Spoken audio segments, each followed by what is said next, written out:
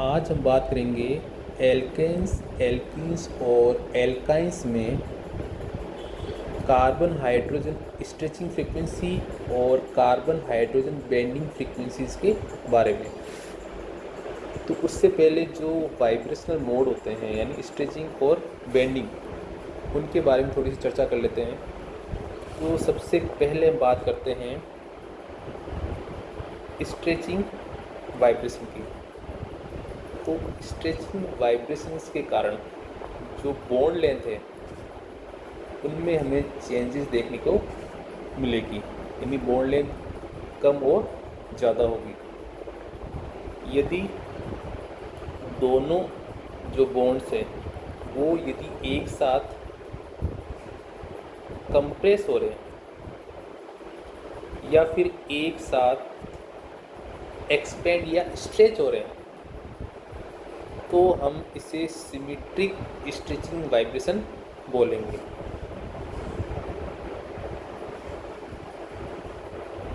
और यदि एक बॉन्ड कंप्रेस हो रहा है और दूसरा बॉन्ड जो है वो स्ट्रेच या एक्सपेंड हो रहा है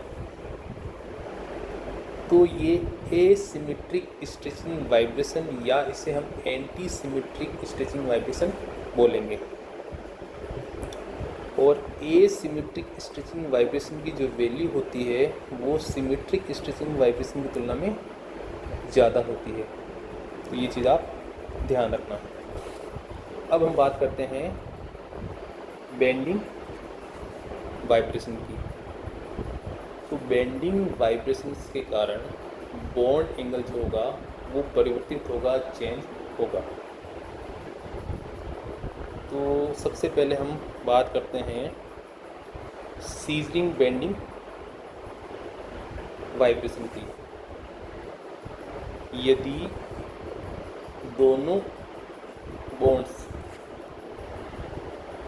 एक ही प्लेन में सीजरिंग मोशन कर रहे हैं, कैंचीनुमा गति कर रहे हैं, तो ऐसा bending vibration scissoring bending vibration कहलाएगा। यानी एक ही प्लेन में एक साथ अंदर की ओर मूव कर रहे हैं और एक साथ बाहर की ओर यदि मूव करते हैं तो सीजरिंग बेंडिंग वाइब्रेशन कहलाता है। और यदि दोनों बॉन्ड्स एक ही प्लेन में या तो क्लॉकवाइज मोशन कर रहे हैं या फिर एंटी क्लॉकवाइज यदि मोशन करते हैं तो इसे हम रॉकिंग बेंडिंग वाइब्रेशन कहेंगे। तो जो सीजरिंग बेंडिंग वाइब्रेशन है और रॉकिंग बेंडिंग वाइब्रेशन जो होते हैं वो इन प्लेन होते हैं।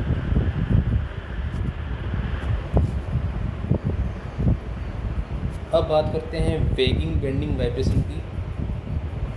यदि दोनों जो बॉन्ड्स हैं वो यदि एक साथ अबव द प्लेन या एक साथ बिलो द प्लेन यदि मोशन करते हैं तो इसे हम वेगिंग बेंडिंग वाइब्रेशन कहेंगे। और यदि एक bond above the plane motion कर रहा है और एक जो बॉन्ड है वो बिलो द प्लेन मोशन करता है तो इसे हम ट्विस्टिंग बेंडिंग वाइब्रेशन कहेंगे। और ये दोनों जो मोशन है या बेंडिंग वाइब्रेशन जो है वो out of the plane perform होते हैं। तो ये हमने अभी थोड़ी सी चर्चा की वाइब्रेशनल मोड्स की। अब हम बात करते हैं सबसे पहले एल्केन्स में सबसे पहले कार्बन हाइड्रोजन स्ट्रेचिंग फ्रीक्वेंसी के बारे में। तो एल्केन्स में कार्बन हाइड्रोजन स्ट्रेचिंग फ्रीक्वेंसी की जो वैल्यू होती है वो लेस देन 3000 cm इनवर्स पे देखने को मिलेगी। यानी इसको आप 3000 से 2850 cm इनवर्स याद रख सकते हो। अब बात करते हैं बेंडिंग फ्रीक्वेंसी की। तो जो मेथिलीन ग्रुप है उनमें जो कार्बन हाइड्रोजन बेंडिंग फ्रीक्वेंसी जो होगी वो 1465 cm इनवर्स पे देखने को मिलेगी। ठीक है। और यदि किसी कार्बन चेन में 4 कार्बन से अधिक कार्बन है तो उसमें हमें रॉकिंग मोशन भी देखने को मिलेगा, जिसके लिए उसकी फ्रीक्वेंसी जो होगी वो होगी 720 cm इनवर्स। अब जो मेथिल ग्रुप है उसमें जो कार्बन हाइड्रोजन बेंडिंग जो फ्रीक्वेंसी होगी वो 1375 cm इनवर्स पे देखने को मिलेगी। अब हम बात करते हैं एल्कीन्स में जो कार्बन हाइड्रोजन स्ट्रेचिंग फ्रीक्वेंसी जो होगी वो हमें ग्रेटर देन 3000 cm इनवर्स पे देखने को मिलेगी। यानी इसको आप अप्रोक्स जो है वो 3100 cm इनवर्स याद रख सकते हो। जबकि अब बात करें बेंडिंग फ्रीक्वेंसी की तो ये 1000 cm से 650 cm इनवर्स की रेंज में देखने को मिलेगा। तो ये कहानी थी एल्कीन्स की। अब हम बात करते हैं एल्काइंस में कार्बन हाइड्रोजन स्ट्रेचिंग फ्रीक्वेंसी की जो वैल्यू होगी वो 3300 cm इनवर्स पे देखने को मिलेगी। और कार्बन ट्रिपल बॉन्ड कार्बन वाली जो स्ट्रेचिंग फ्रीक्वेंसी है उसकी वैल्यू 2150 cm इनवर्स पे देखने को मिलती है। जो कार्बन हाइड्रोजन स्ट्रेचिंग फ्रीक्वेंसी जो होती है वो बॉन्ड स्ट्रेंथ पे डिपेंड करती है। जितना ज़्यादा बॉन्ड स्ट्रॉन्ग होगा उसको स्ट्रेच करने के लिए एनर्जी की भी आवश्यकता क्या पड़ेगी, ज़्यादा, जिससे उससे जो उसकी फ्रीक्वेंसी की जो वैल्यू है वो बढ़ जाती है। तो यदि हम हाइब्रिडाइजेशन के बेसिस पे यदि बॉन्ड स्ट्रेंथ का यदि हम ऑर्डर लिखते हैं तो जो बॉन्ड स्ट्रेंथ जो होती है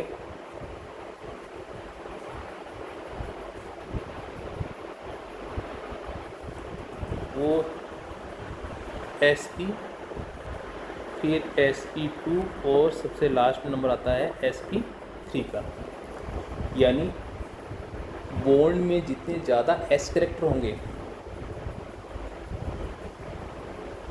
उसकी स्ट्रॉन्गनेस उतनी ही बढ़ जाती है। इसी बेसिस के आधार पे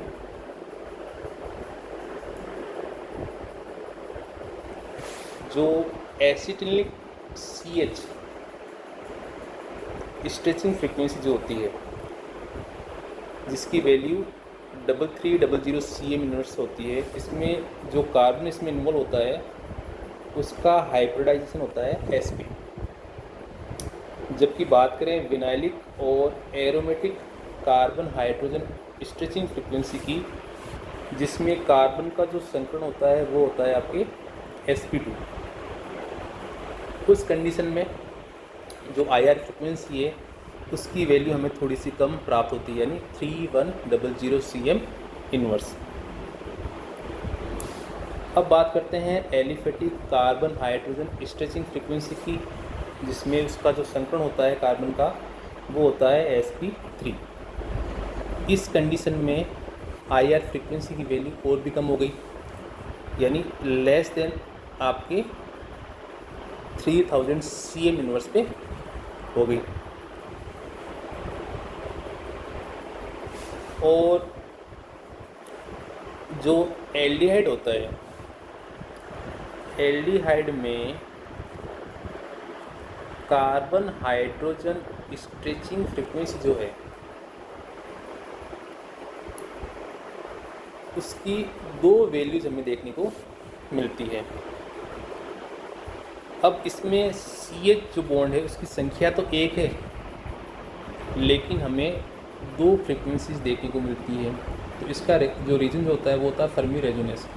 तो फर्मी रेजोनेंस के बारे में हम अलग से वीडियो में चर्चा करेंगे। तो इसकी जो दो वैल्यूज़ है वो एक तो मिलती है हमें 2850 CM इनवर्स पे, और दूसरी मिलती है 2750 CM इनवर्स पे। इसमें से जो 2850 CM इनवर्स वाली जो वैल्यू है वो एलिफेटिक CH की जो स्ट्रेचिंग फ्रिक्वेंसी होती है उसके साथ देखने को मिलती है, जबकि 2750 CM इनवर्स वाली जो स्ट्रेचिंग फ्रिक्वेंसी है वो बहुत ही वीक और कई स्पेक्ट्रम में हमें देखने को नहीं मिलती, यानी मिसिंग ऑफ स्पेक्ट्रम होती है। ठीक है, अब हम बात करते हैं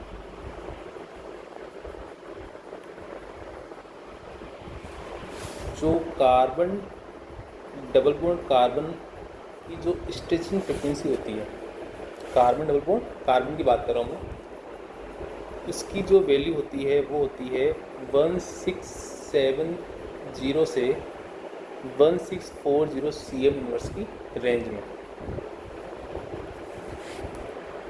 अब कौन कौन से फैक्टर जो हैं वो कार्बन डबल बॉन्ड कार्बन की स्ट्रेचिंग फ्रिक्वेंसी को प्रभावित करेंगे, उसके बारे में हम चर्चा कर लेते हैं। तो सबसे पहला जो इफ़ेक्ट है वो है कॉन्जुगेशन इफ़ेक्ट। तो कॉन्जुगेशन के कारण जो कार्बन डबल बॉन्ड कार्बन की स्ट्रेचिंग फ्रिक्वेंसी है उसकी वैल्यू कम हो जाती है। ये अप्रोक्स 1630 CM इनवर्स तक पहुंच जाती है, क्योंकि ड्यू टू द कॉन्जुगेशन जो डबल बॉन्ड कैरेक्टर है वो सिंगल बॉन्ड कैरेक्टर में कन्वर्ट हो जाते हैं। तो जनरली क्या होता है, किसी भी कॉन्जुगेटेड सिस्टम में जितने डबल बॉन्ड हैं उसके कोरस्पॉन्डिंग हमें एब्जॉर्प्शन बैंड प्राप्त होते हैं। जैसे एग्जांपल के तौर पे हम बात करें 1,3 पेंटाडाइईन, तो इसमें दो डबल बॉन्ड है, इसकी वजह से हमें दो एब्जॉर्प्शन बैंड मिलते हैं। एक तो मिलेगा आपके 1600 CM इनवर्स पे और एक मिलता है 1650 CM इनवर्स पे। लेकिन इसका एक अपवाद है। अपवाद क्या है, जो ब्यूटाडाइन होता है इसमें है तो दो डबल बॉन्ड, लेकिन ये केवल एक ही बैंड शो करता है जो कि अप्रोक्स 1600 CM इनवर्स पे मिलेगा। तो ये चीज़ आप ध्यान रखना, ठीक है। अब हम बात करते हैं अगला जो इफेक्ट है जिसका नाम है ring size effect with internal या एंडो डबल बॉन्ड। तो जैसे जैसे इंटरनल एंगल की वैल्यू, इंटरनल बॉन्ड एंगल की वैल्यू कम हो रही है, वैसे वैसे जो कार्बन डबल बॉन्ड कार्बन की स्ट्रेचिंग फ्रिक्वेंसी है वो भी कम होती जा रही है। और जैसे ही साइक्लोब्यूटेन में ये वैल्यू पहुंचती है तो ये वैल्यू और भी कम हो जाती है, यानी 1611 से 1556 इसकी वैल्यू होगी कार्बन डबल बॉन्ड कार्बन की स्ट्रेचिंग फ्रिक्वेंसी की। और जैसे ये साइक्लोप्रोपिन में पहुंचती है इसकी वैल्यू वापस से लगभग 100 CM बढ़ जाती है। तो इसका रीज़न क्या है, इसका रीज़न आप जो कार्बन डबल बॉन्ड कार्बन और कार्बन सिंगल बॉन्ड कार्बन की जो वाइब्रेशनल एक्सिस है, जो वाइब्रेशनल एक्सिस है वो जितनी एक दूसरे के इक्वल होगी उनके बीच कपलिंग भी उतनी ही ज़्यादा होगी। और जितनी ज़्यादा कपलिंग हमें देखने को मिलेगी उससे कार्बन डबल बॉन्ड कार्बन की जो स्टिचिंग फ्रिक्वेंसी है उसकी वैल्यू भी बढ़ जाती है। तो जैसे जैसे इंटरनल बॉन्ड एंगल की वैल्यू कम होती है वैसे वैसे कार्बन डबल बॉन्ड कार्बन की वाइब्रेशनल एक्सिस और कार्बन सिंगल बॉन्ड कार्बन की वाइब्रेशनल एक्सिस जो है वो डिफरेंट होती जाएगी। जैसे 1650 से 1646 हुआ, फिर 1611 तक इसकी वैल्यू पहुंचती है। उसके बाद में क्या होगा, जब कार्बन डबल बॉन्ड कार्बन और कार्बन सिंगल बॉन्ड कार्बन एक दूसरे के परपेंडिकुलर हो जाएंगे, ऑर्थोगोनल पोजीशन पे आ जाएंगे, तब उस कंडीशन में इनके बीच किसी प्रकार की कोई कपलिंग नहीं होगी। इससे इनकी जो वैल्यू है कार्बन डबल बॉन्ड कार्बन की स्ट्रेचिंग फ्रीक्वेंसी की जो वैल्यू है वो काफ़ी कम हो जाती है, यानी 1556 cm इनवर्स तक पहुंच जाती है। अब जैसे 90 डिग्री से एंगल कम होता है तो फिर से हमें जो प्रारंभिक स्थिति में जो हमें फ्रीक्वेंसी मिल रही थी, यानी लगभग आप 1650 cm इनवर्स पे जो हमें फ्रीक्वेंसी मिल रही थी, उसके लगभग हमें वापस से कार्बन डबल बॉन्ड कार्बन की स्ट्रेचिंग फ्रीक्वेंसी देखने को मिल जाएगी। ठीक है, तो जब 90 डिग्री तक, यानी आप 90 डिग्री पे आओगे, वहाँ तक इसकी वैल्यू है किसकी, कार्बन डबल बॉन्ड कार्बन की स्ट्रेचिंग जो फ्रीक्वेंसी है उसकी वैल्यू कम होगी। उसके बाद में जैसे ही 90 से एंगल कम होता है, यानी 60 डिग्री होता है, तो थोड़ी बहुत जो इनकी वाइब्रेशनल एक्सिस है वो इक्वल हो जाती है, जिससे उनके बीच कपलिंग होती है और कपलिंग से स्ट्रेचिंग फ्रीक्वेंसी की वैल्यू बढ़ जाती है। तो ये इफेक्ट था इंटरनल डबल बॉन्ड का रिंग साइज के साथ।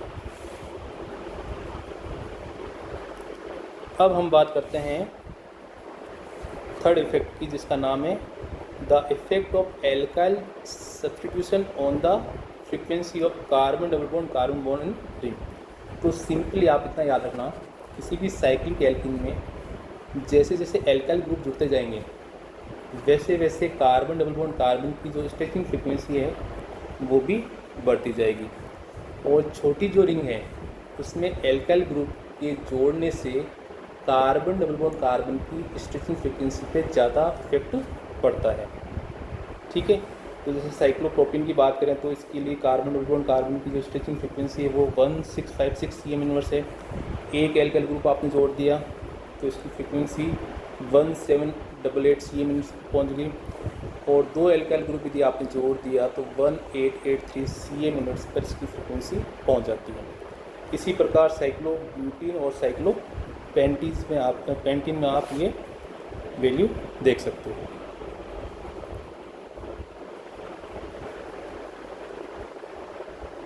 अब बात करते हैं लास्ट इफेक्ट की, जिसका नाम है carbon double bond carbon stretching vibration in exocyclic system.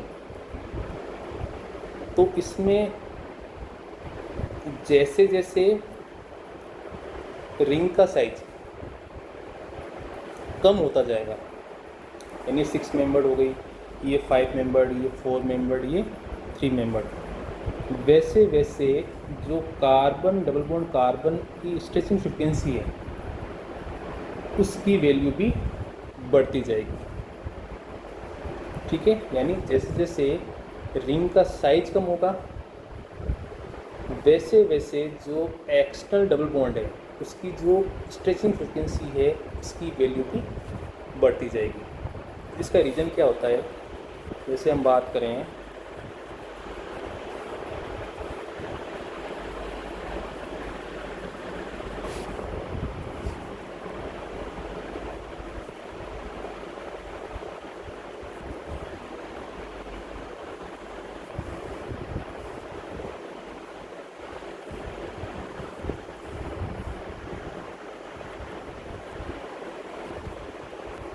जैसे हम बात करते हैं इस वाले कार्बन की जो कि रिंग के साथ जुड़ा हुआ है, तो जैसे जैसे रिंग का साइज छोटा होगा वैसे वैसे जो पी कैरेक्टर होते हैं उनका इन्वॉल्वमेंट बढ़ेगा कार्बन कार्बन बॉन्ड फॉर्मेशन में।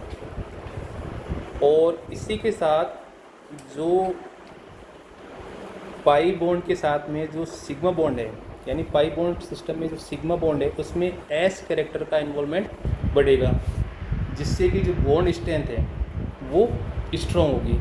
और यदि बॉन्ड स्ट्रेंथ यदि स्ट्रॉन्ग होगी तो कार्बन डबल बॉन्ड कार्बन की जो स्ट्रेचिंग फ्रीक्वेंसी है उसकी वैल्यू भी बढ़ जाती है। तो ये इसका रीज़न है, यानी जितनी ज़्यादा रिंग छोटी होगी ई कैरेक्टर का इन्वॉल्वमेंट बढ़ेगा, साथ ही एस कैरेक्टर की जो अवेलेबिलिटी है वो भी बढ़ती जाएगी, जिससे बॉन्ड स्ट्रेंथ की वैल्यू बढ़ेगी। और इसमें एक और वैल्यू मैंने दे रखी है एलिन। तो एलिन के लिए जो कार्बन डबल बॉन्ड कार्बन की स्ट्रेचिंग फ्रीक्वेंसी जो होती है वो होती है आपके 1940 cm इनवर्स। तो ये कार्बन डबल बॉन्ड कार्बन की स्ट्रेचिंग फ्रीक्वेंसी को प्रभावित करने वाले कारक थे। अब हम बात करते हैं carbon hydrogen bending vibration of alkene. तो इसके बारे में अभी हमने चर्चा की थी कि जो कार्बन हाइड्रोजन बेंडिंग वाइब्रेशन है वो इन द प्लेन भी हो सकते हैं और आउट ऑफ द प्लेन भी हो सकते हैं। इन द प्लेन की बात करें तो रॉकिंग और रॉकिंग और सीजरिंग। और यदि हम बात करें आउट ऑफ द प्लेन तो वेगिंग और ट्विस्टिंग। ये अभी हमने वाइब्रेशन मोड देखे थे। अब यदि कोई मोनो सब्स्टिट्यूटेड डबल बॉन्ड है, जैसे विनाइलिक सिस्टम की बात कर रहा हूँ, तो उसमें हमें दो फ्रिक्वेंसी देखने को मिलेगी, 990 cm इनवर्स और 910 cm इनवर्स पे। यानी मोनो सब्स्टिट्यूटेड डबल बॉन्ड में जो CH बेंडिंग वाइब्रेशन है वो हमें दो प्राप्त होते हैं, एक तो 990 cm इनवर्स पे और एक हमें मिलता है 910 cm इनवर्स पे।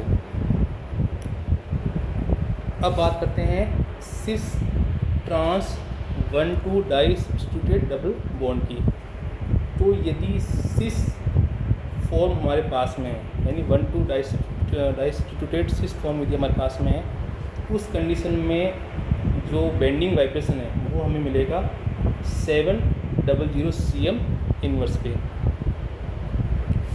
और यदि ट्रांसफॉर्म है तो इस कंडीशन में इसकी वैल्यू बढ़ जाएगी, कितनी हो जाएगी आपके 970 cm इनवर्स। ठीक है। अब हम बात करते हैं 1,1 डाई सब्स्टिट्यूटेड डबल बॉन्ड की, 1,1 डाई सब्स्टिट्यूटेड डबल बॉन्ड की। ठीक है। तो इसमें जो बेंडिंग वाइब्रेशन है वो हमें मिलेगा 890 cm इनवर्स पे, जिसे हम gem di alkyl double bond भी कहेंगे। तो इसकी एक ही फ्रीक्वेंसी हमें मिलेगी 890 cm इनवर्स पे। अब बात करते हैं ट्राई सब्स्टिट्यूटेड डबल बॉन्ड की। तो ट्राई सब्स्टिट्यूट में क्या होगा, जो बेंडिंग फ्रीक्वेंसी है उसकी वैल्यू थोड़ी और कम हो जाएगी, यानी 815 cm इनवर्स पर इसकी वैल्यू पहुंच जाती है। और सबसे लास्ट में यदि बात करें टेट्रा सब्स्टिट्यूटेड डबल बॉन्ड में, तो इसमें हमें CH बॉन्ड मिलेगा ही नहीं। तो इस कंडीशन में हमें इसके लिए कोई बेंडिंग फ्रीक्वेंसी देखने को नहीं मिलेगी। तो ये चर्चा हमने की हाइड्रोकार्बन्स में कार्बन हाइड्रोजन स्ट्रेचिंग और बेंडिंग फ्रीक्वेंसी की।